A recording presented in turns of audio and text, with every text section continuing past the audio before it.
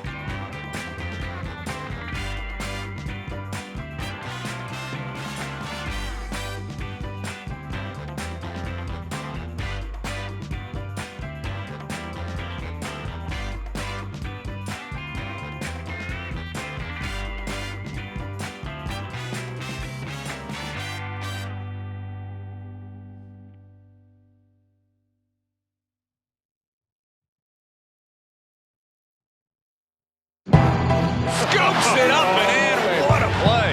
The Thunder, hello. Pull-up triple. Goodness gracious. Gets the bucket.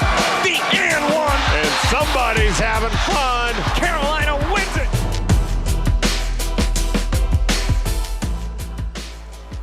Let's all breathe a sigh of relief, shall we? North Carolina tonight holds on for the 70-67 win versus Yale. And as everyone knows, Roy Williams now ties Dean Smith fourth all-time on the NCAA wins list as a head coach who is now matching what his mentor did here in Chapel Hill. Roy Williams honored after the game, not wanting to say anything about the moment. Certainly leading into this one, Roy Williams wanted all of the focus on what his players were going to do this season. So let's take a look at how they handled this one tonight. Well, Roy Williams, as we said, looking for 879, a slow start for North Carolina. Yale leads by 9, 0 for 7 from the floor. The Tar Heels are until Garrison Brooks gets things going. That totally flips the scripts. It's all Tar Heels. Jeremiah Francis right here gives North Carolina its first lead of the game, 8.5 minutes in, on an 11-0 scoring run for the Tar Heels, no less. The first half hits another lull, and it's Garrison Brooks to get the fire lit up underneath the Tar Heels again. He breaks the drought with back-to-back buckets. It's a 6-point lead until Justin Pierce makes it even larger. A two-hand slam gives North Carolina its largest lead of the first half. Now, Roy Williams anticipated teams pressing his Tar Heels after seeing how much UCLA had success with it. Not tonight. B-Rob hits North Carolina's first three of the night, and the Tar Heels lead by 4 at the break. Now, Yale pulls away with a 7-0 run to start the second half, but it's the three ball working for the Tar Heels. Leaky Black responsible for stopping the bleeding right there.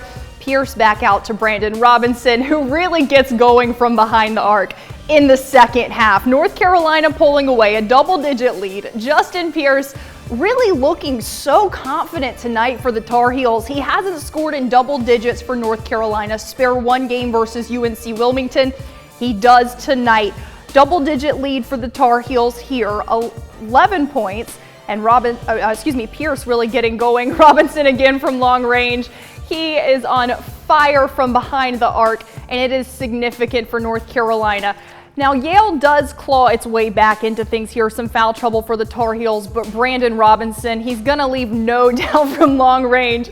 Shaking his head, and Roy Williams really staying beneath his team as Yale is within 3 in the final moments. Jeremiah Francis, a freshman, he makes the bucket, and equally as important, if not more so, he makes the point after. Let's take a look at how this thing all wrapped up. North Carolina by 3.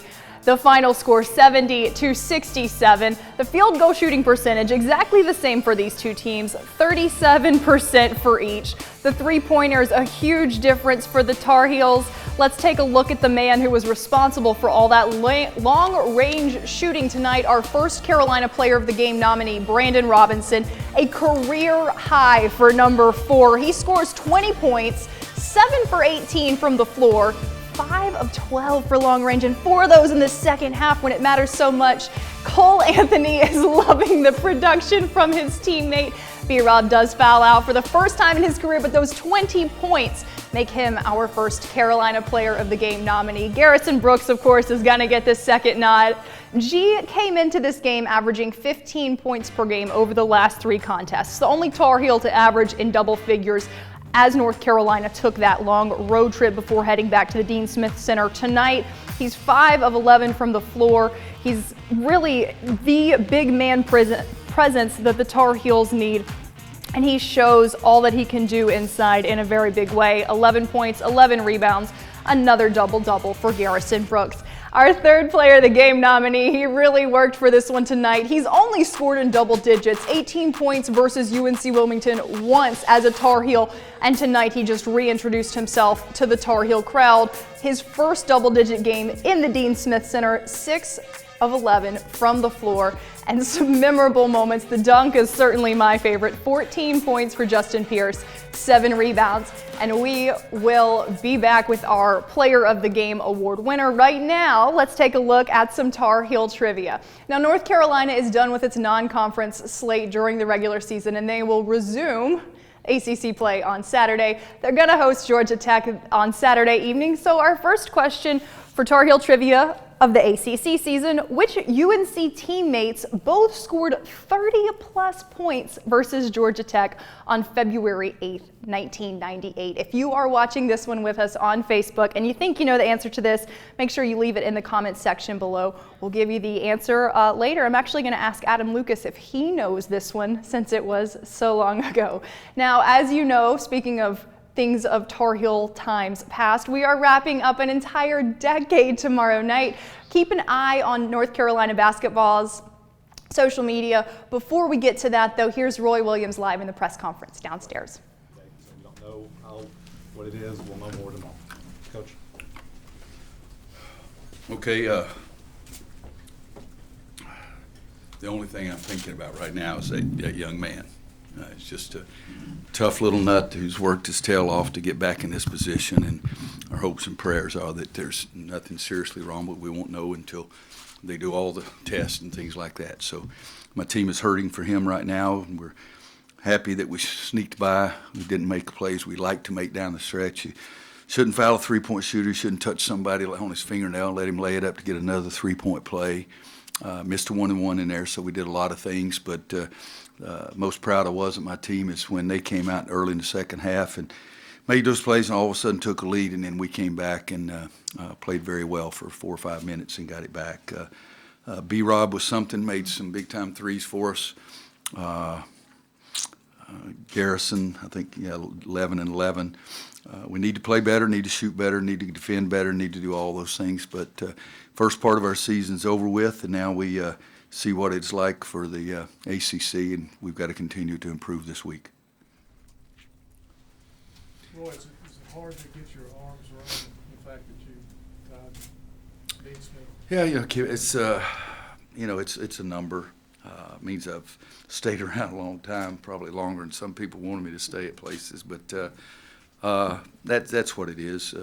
Scott Smith came out and said one thing, and I think he's right. He said Dad would be really happy, and I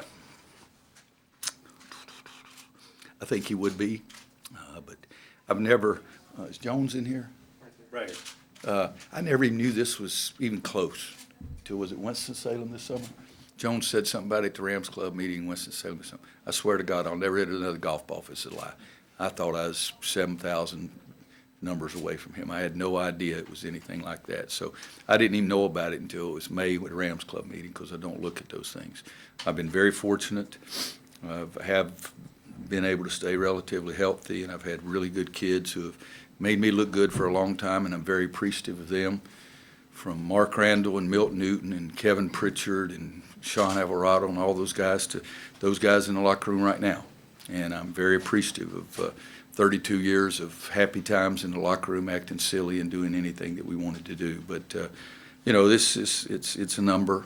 I'm very fortunate the teams I've had have been so good, because I didn't become a head coach until I was 38, and I would have been very satisfied to have stayed and been Coach Smith's assistant until he left, and then Coach Guthrid's assistant until he left, and then Eddie Fogler's assistant until he left.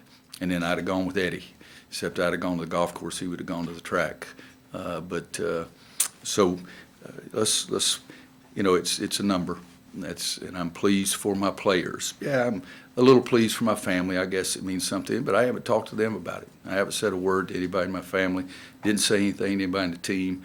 I didn't want to stay out there. Kirsch sort of insisted.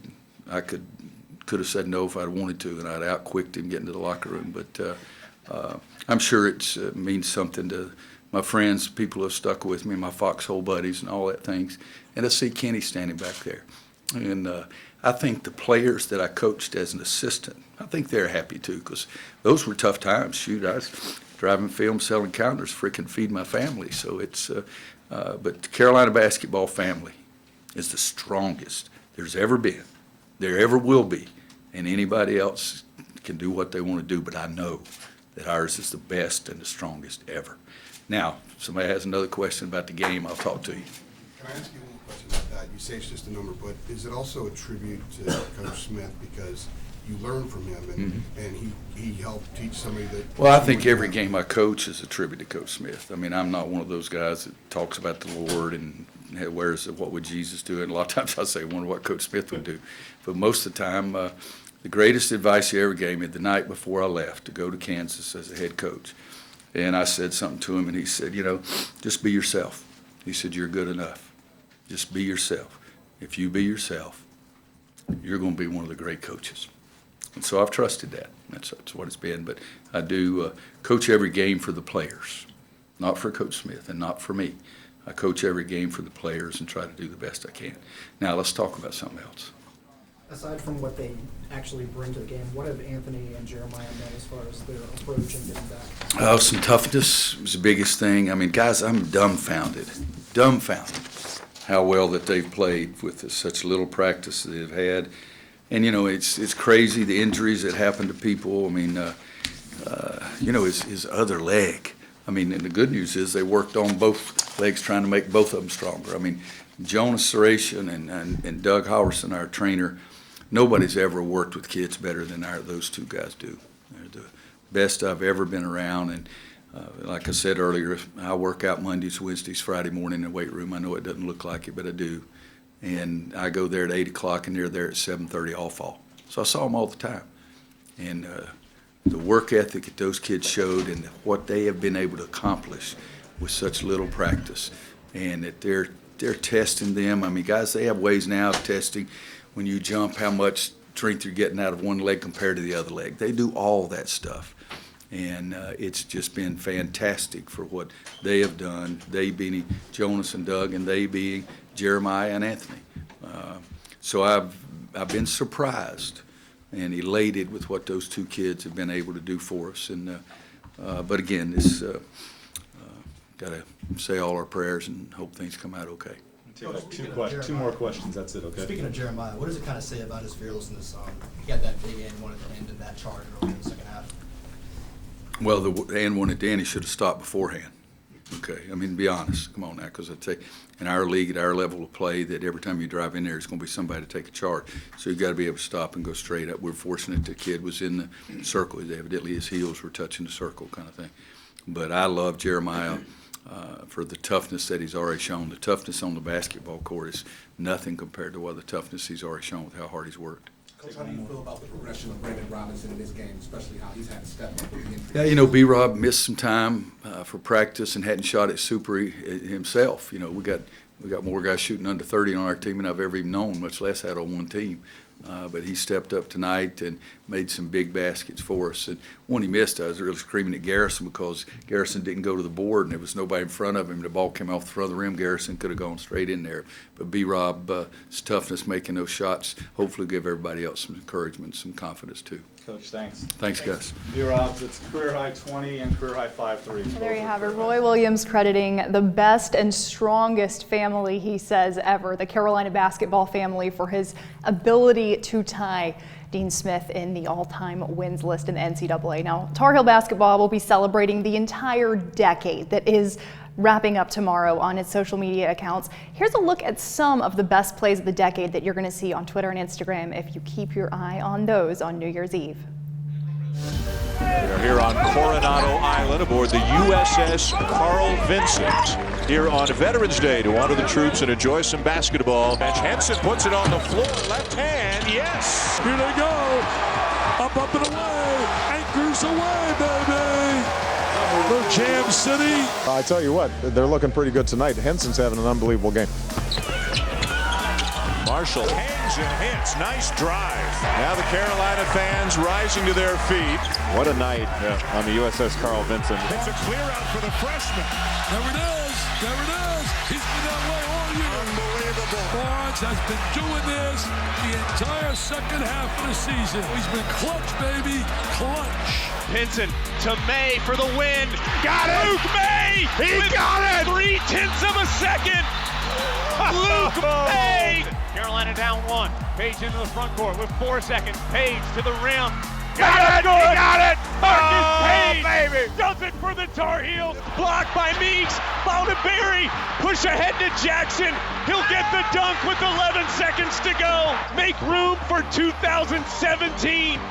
The Tar Heels are the national daggum champions. I imagine it is no surprise that the decade best of wraps up with those shots. But again, if your favorite moment from Tar Heel basketball over the last 10 years is not something you just saw, look out for it on Wednesday. Those will be all day long on the social media accounts. We're going to actually back it up to Christmas. North Carolina spent some time doing some serious Christmas shopping leading into the holidays. So here's a look at how that went. Can do. Let's do this. Our organization is called the Me Fine Foundation, and what we do is we provide financial assistance and emotional support programs to families that have a child that's facing a medical crisis. What you guys are doing today is we're helping to give these families a Christmas.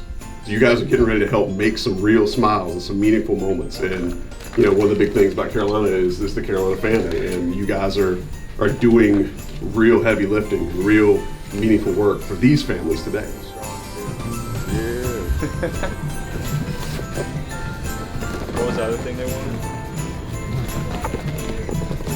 Oh yeah. Camera, man. We gotta get a camera for the lady, man. Oh, this is good. For the young gal. Should we get hoverboards? Kendall, I need your help. What's good, bro? Help me pick out a graphic tee for a 1-year-old kid. We got Super Mario. Okay. We got all the Marvel stuff. We got Batman. We got Star Wars. Yeah, We got Mickey Mouse. Kids like the color team. Oh, but we need my size. Yes, we do. I'll go Superman. Yeah, that's a keeper right there. We got the Iron Man PJs too with the Marvel PJs. He's ready. And the Spider-Man. Yeah, look at that. He's ready. Come on. Pretty towel. Need one of those for sure. Today we're just finishing up at Target with the team. We're shopping with Me Fine organization to help families in need around the holiday who are dealing with some unfortunate health issues that have burdened up their financials, and so we're just giving back to the community and helping shop for these families. I got assigned a 17-month-old boy and got to shop for some toys and for some clothing for him and some stuff that his family will really appreciate. So it's a great way to spend our afternoon. Mission accomplished.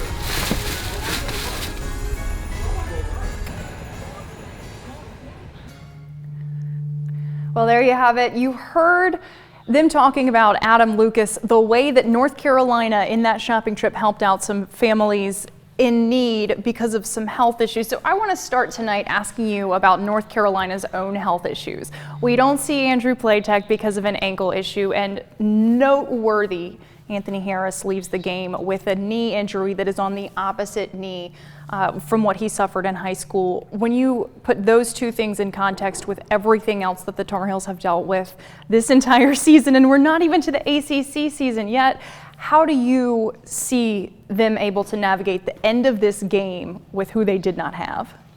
It's tough. And I think even more so than the end of the game, just the upcoming games and the weeks to come. Anthony Harris was a guy who his teammates just enjoyed so much and were so proud of how hard he had worked to come back. And you could see it in their faces when Harris was on the ground. If you got a chance to sneak a look at Jonas Saration, the strength and conditioning coach, who's been in the weight room with Anthony every single morning at 6:30, 7:30 in the morning. He's been there every single day since he got here in June. And to see him go down like that with what we don't know exactly what kind of injury it is, but it certainly didn't look very positive, it's just so demoralizing. And so certainly the final few 19 seconds especially were not pretty, but I think some of that goes to it's just hard to stay focused when something like that happens to a teammate who's been so important to the other guys who were out there. Yeah, Adam, I'm so glad you mentioned those final 19 seconds. Jeremiah Francis, a monster difference maker. He hits the layup and one, knocks a pair down at the line. As the other of those two freshmen who Roy Williams has talked so consistently about being just monsters in the weight room and beyond dedicated, he said the Tyler Hansbrough level of dedication to getting their bodies right. To see Jeremiah Francis step up in those moments, what does that mean for him and this team? Well, and Roy Williams even threw down a Tyler Hansbrough reference for Jeremiah Francis, which never happens. If you get compared to Tyler Hansbrough, you've really done something. Now, another thing that I think Coach Williams will probably point out to the freshman, he also fouled a three-point shooter in that stretch, which extended the game a little bit and gave Yale a chance to get some points without the clock running. So everything wasn't completely perfect, but certainly he stepped to the line, and those were 1-and-1s that he made. So those were big shots. Missed that last one, but luckily Yale's last shot bounced out because things were getting a little dicey. From the rookie to the vet, Brandon Robinson tonight, 20 points, a career high for him. Another player who over the course of his career and season has navigated some physical setbacks. What did you see from him as a leader for the Tar Heels tonight? Yeah, Carolina needed him. They needed that veteran presence who could just kind of get everybody where they needed to go. And it seems like Jeremiah Francis has figured out where Brandon Robinson likes to get the ball, where he scores the best. He made 5 3-pointers, scored 20 for the game. And Carolina doesn't win the game without him, quite obviously, because no one else was scoring from the perimeter. So it was Brandon Robinson or nothing from the three-point line. And he was very effective. You need your senior to make shots like that in this type of game.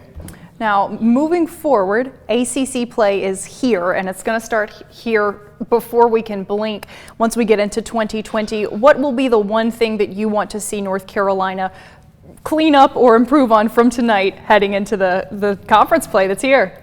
I'd like to see him play with a full roster at some point in my life. I'd like to see the 2020 Tar Heels okay, no, with time out. That one everyone on the team on the court. That would be great.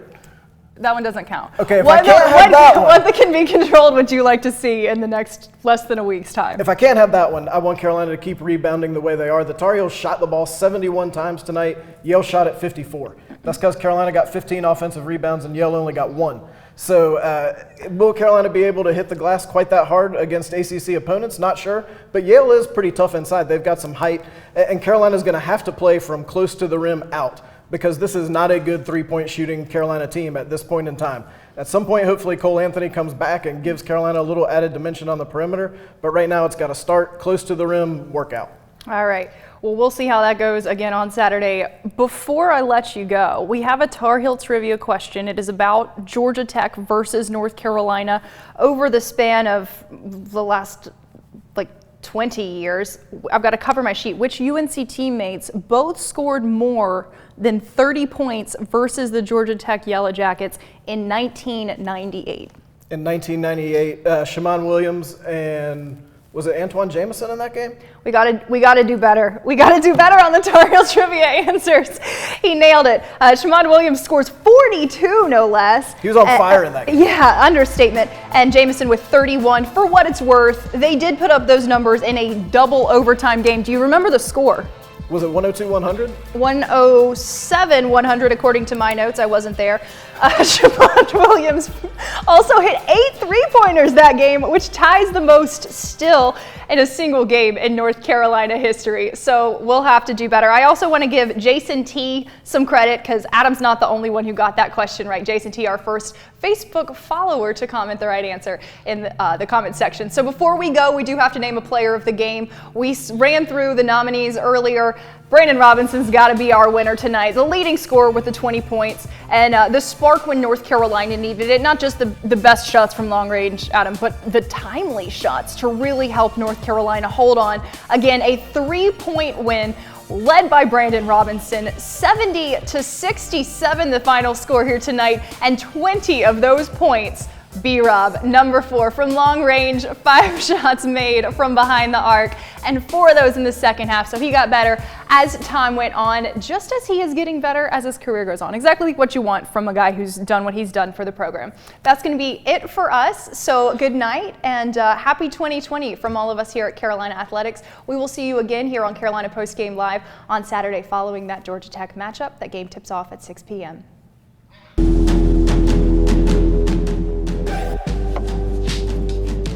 From there and splash it in. Baycott, a man amongst boys. Great dish to Brooks for the two-handed dunk. And Harris got to it. Brooks gets the layup right side.